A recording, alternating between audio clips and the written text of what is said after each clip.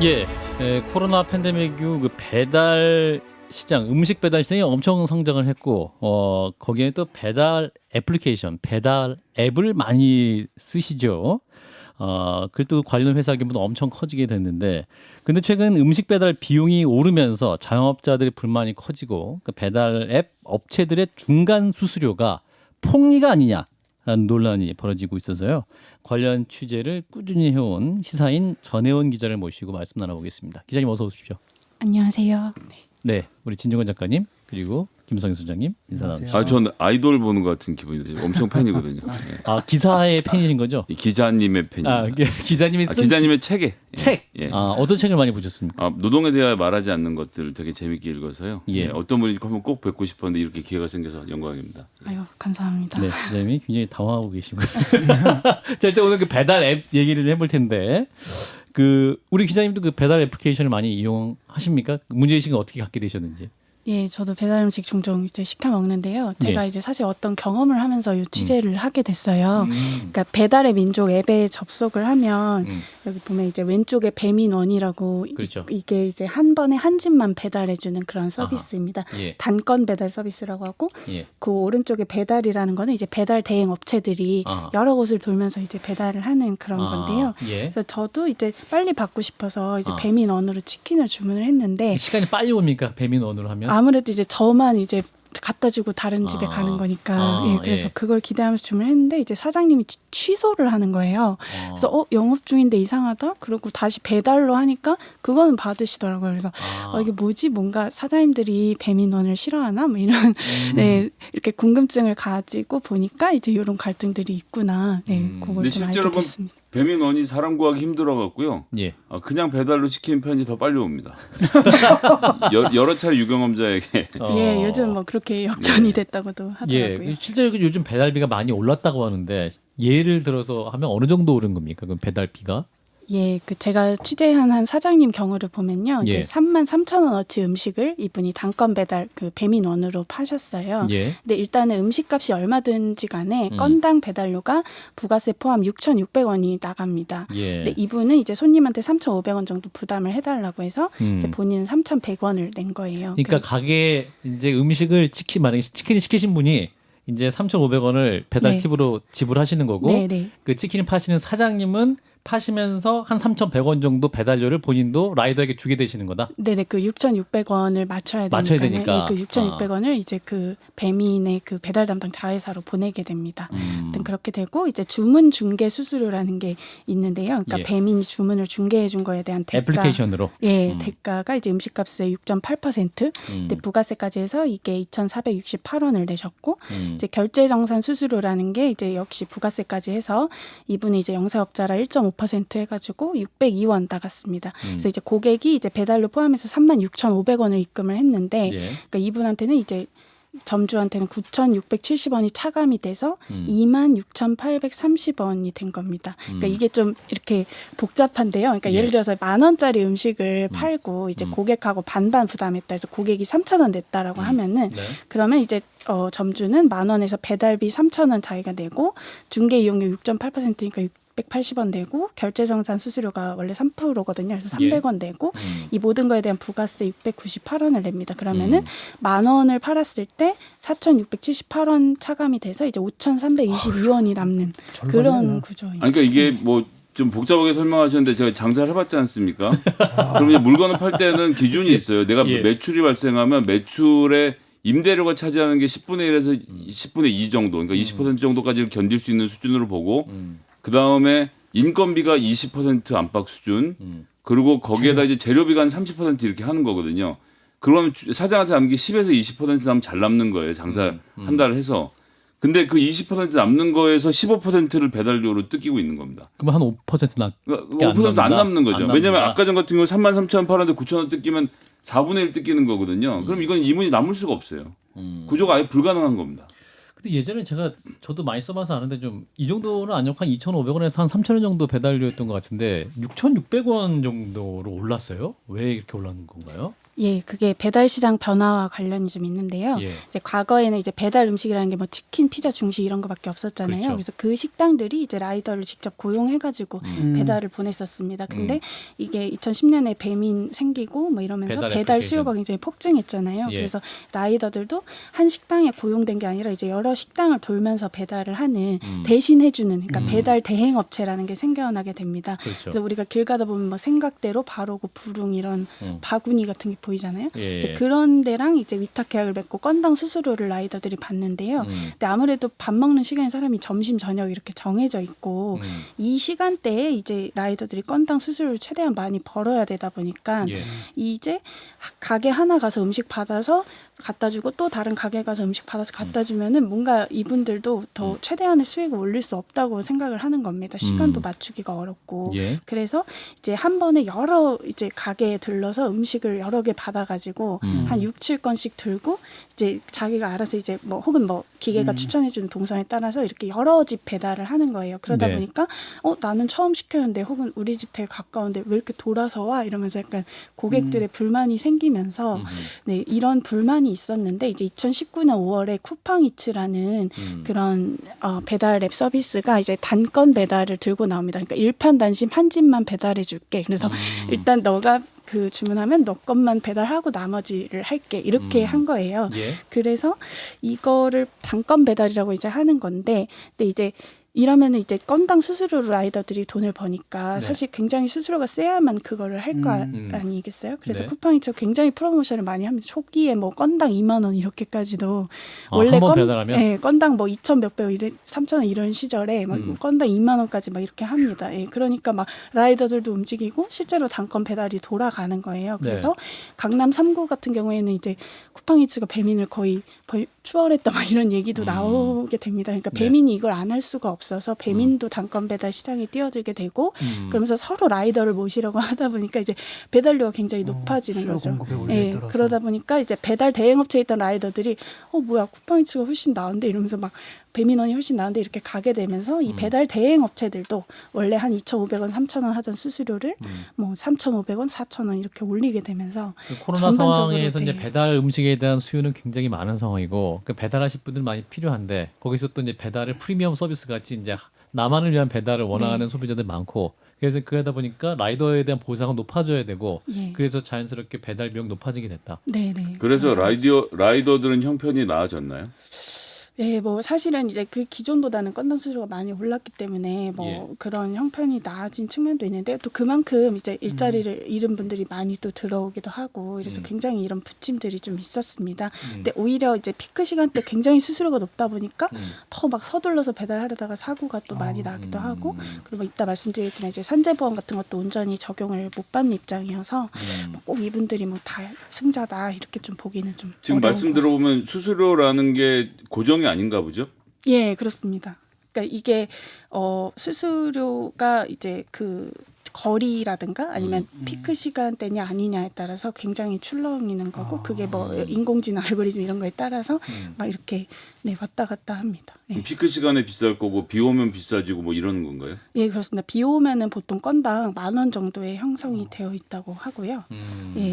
야, 이제- 코로나 확진기에 쿠팡이츠가 나를 먹어 살렸는데 그래서 이런 이제 생각 못 해봤어요. 예, 기자 말씀하세요. 예, 주문이 별로 없는 시간대거나 단거리면은 한 건당 3,000-4,000원 정도 되지만 이제 피크 시간대거나 장거리 약천 후 이럴 때는 뭐 8,000원, 12,000원, 그럼 최고 뭐 24,000원 정도까지 되는 굉장히 출렁이는 뭐 그런 구조라고 합니다. 그렇군요. 예. 그럼 이제 이 단건 배달 때문에 그럼 음식점을 하시는 이제 자영업자분들이 불만이 고조되는 거잖아요. 그럼 이분들은 그럼 이렇게 이제 비용을 올리거나 할 때 저항을 할 수는 없는 건 거죠?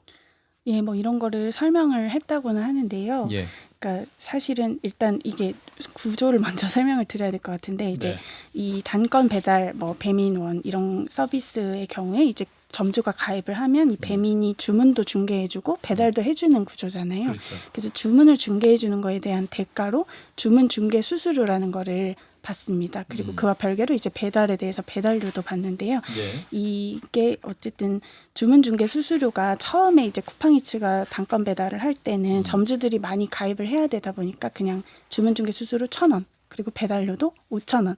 이렇게 좀 정했었어요. 근데 이게 프로모션이었던 거예요. 그러니까 일종의 세일이라는 거를 서로 인지하게 가게들 많이 했다는 거죠. 가입하게 하기 예, 예. 위해서. 그다음에 이제 싹 예. 올려버리는 거예요. 그리고 이제 배민원도 뒤에 들어왔는데 똑같이 안 하면 점주들이 가입을 안 할 거 아니에요. 그래서 똑같이 1,000원에 5,000원 이렇게 했는데 예. 이렇게 받아서는 이제 수익이 안 나니까 이제 어느 정도 점유율도 이렇게 올라왔고 하니까 판단을 한 겁니다. 그래서 쿠팡이 먼저 주문 중개 수수료를 원래 1,000원이었는데 그게 아니라 음식값의 9.8% 그리고 이제 배달료는 5,400원 이렇게 바꿨고요.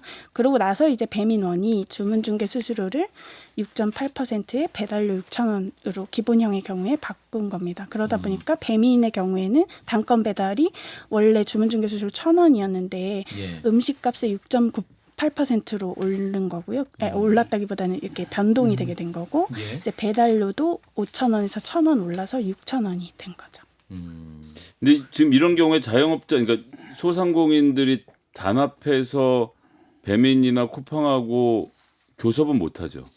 그렇습니다. 그러니까 프랜차이즈 같은 경우에는 가맹사업법상 뭐 점주협의회를 구성해서 뭐 적어도 협의를 네. 할 수 있게 되어 있는데 이거 같은 경우는 그냥 뭐 프로모션이다 다 이렇게 공지는 되어 있고 예. 뭐 한데 이제 이렇게 바뀝니다. 그러면 동의하시면 이용하시고 아니면 가맹을 어떻게 해제하면 해. 됩니다. 이런 식으로 된 거예요. 그렇기도 하고 제가 기억하기로는 공정거래법상 이렇게 소상공인들 모여서 집단 행동을 하면 이게 독점법 위반 뭐 이렇게 돼갖고 아마 법적으로 못 모이는 이런 규정들도 있을 거예요. 그래서 플랫폼 노동자, 그러니까 플랫폼에 있는 이 사업자들이 이 플랫폼 사업자랑 교섭할 수 있도록 이 소상공인들이 이거 법 개정을 좀 해야 되는 부분이 있는데 그런 부분까지 아직 논의가 안 되고 있는 것도 있죠. 네, 그러니까 그런 거 일종의 담합 같이 보는. 그렇군요. 그래서 해외에서도 이제 우버 이츠 같은 서비스가 있어서 이제 이러한 논란이 우리나라에서만 벌어지는 게 아니고 해외에서도 이런 비용 이슈가 있어서 거기는 상한선을 정한다면서요. 예, 그렇습니다. 그게 그러니까 원래 미국은 이제 우리보다 더 높아서 뭐 수수료가 이제 음식값의 한 30% 정도 이렇게 됐었는데 30%. 예, 근데 이제 걔네는 코로나가 더 심각했잖아요. 그렇죠. 그래서 코로나 기간에 어떤 그 수수료의 상한선을 둔 거예요. 그래서 배달 앱이 점주한테서 받을 수 있는 수수료를 배달 수수료를 음식값의 15%를 못 넘는다. 그리고 이제 광고 수수료는 음식값의 5%를 못 넘는다. 이렇게 정해놨었는데요. 이거를 이제 영구적으로 그냥 계속 그렇게 하도록 한 게 이제 미국 뉴욕시 의회입니다. 지난해 8월에 그런 법을 통과시켜서 거기도 이제 우리 배민 같은 도어대시 그럽허브 이런 데가 있는데 이제 그런 상한선을 통과시켰고요.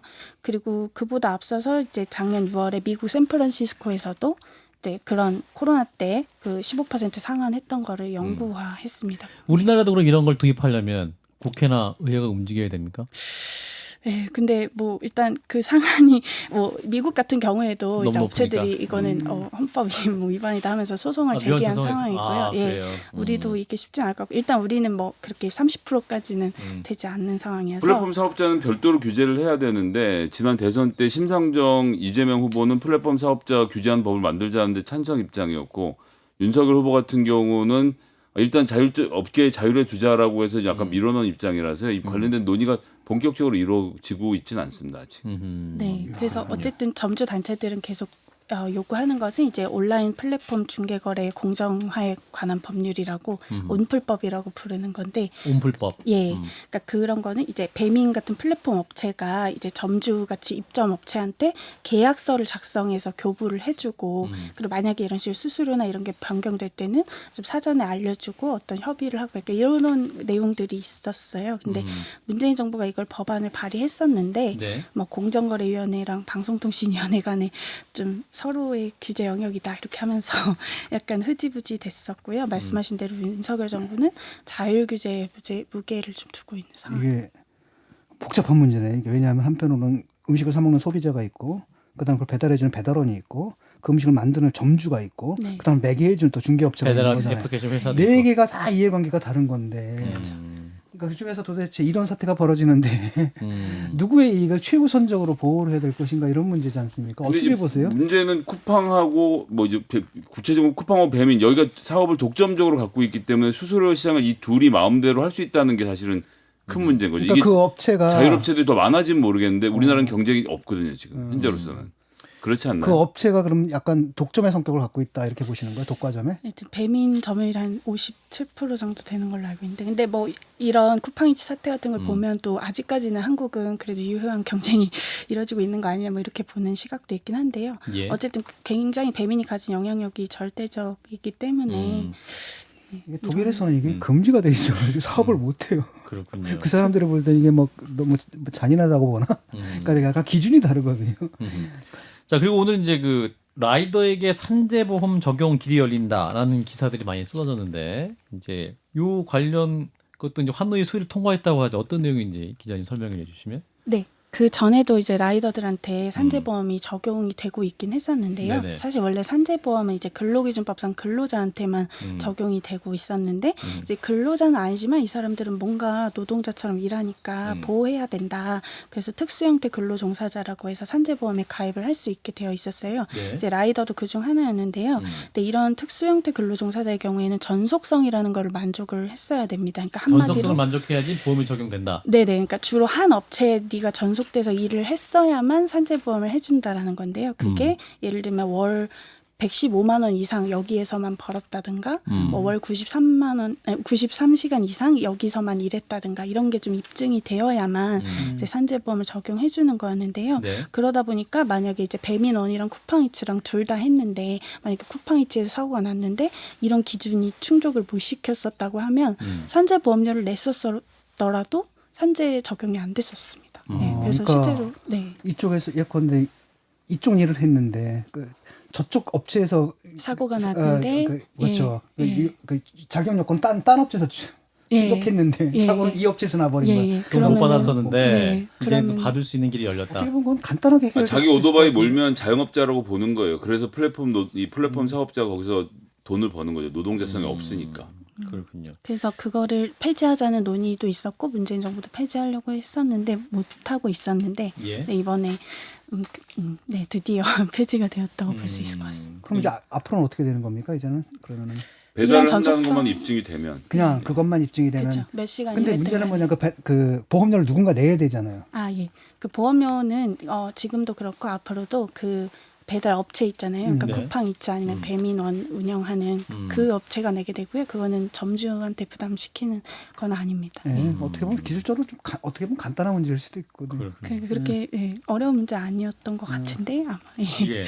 그리고 그 대선 과정에서 민간 배달 앱을 대신해서 관에서 정부에서 이제 수수료가 없는 배달 애플리케이션을 만들겠다. 이재명 후보가 말을 했었던 것 같기도 하고. 그거 잘 대신할- 돌아가나요? 만들었었잖아요. 안 되죠. 예, 그 배달 특급이라고 경기도에 있는 게 그나마 잘 된다고 하는 배달 것이 특급. 이제 시장 점유율은 1%대. 아. 근데 이제 뭐 도 내에서는 뭐 15%까지도 된다고는 하는데 예. 근데 아무래도 이게 규모가 커야 이 고객들이 유입이 돼야 이게 돌아갈 텐데 아무래도 인지도나 여러 면에서 좀 어려운 상황이죠.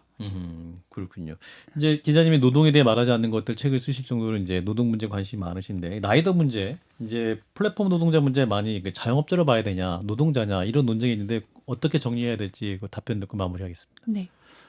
보통 이렇게 건당 수수료 받으면 그냥 자영업자라고 분류하는 경우가 많은데요. 예. 이분들이 정말 자율적으로 어떤 리스크를 지면서 사업을 영위하고 있냐라고 보면 사실 그렇지 않은 것 같습니다. 예를 들어서 어쨌든 자기 노동의 가격을 정하지 못하잖아요. 스스로. 그러니까 수수료라는 게 그야말로 업체 알고리즘 따라 마음대로 되는 거고 그리고 예를 들면 이 콜을 안 받으면 불이익을 받을 수도 있고 뭐 이 경로로 가야 된다 이런 것도 있기 때문에 네. 예, 어쨌든 그렇게 통제를 받는 한에서는 노동자로 좀 봐야 되지 않을까 네. 생각합니다. 시간이 아쉽습니다. 여기서 마무리하죠. 시사인의 전혜원 기자였습니다. 고맙습니다. 감사합니다.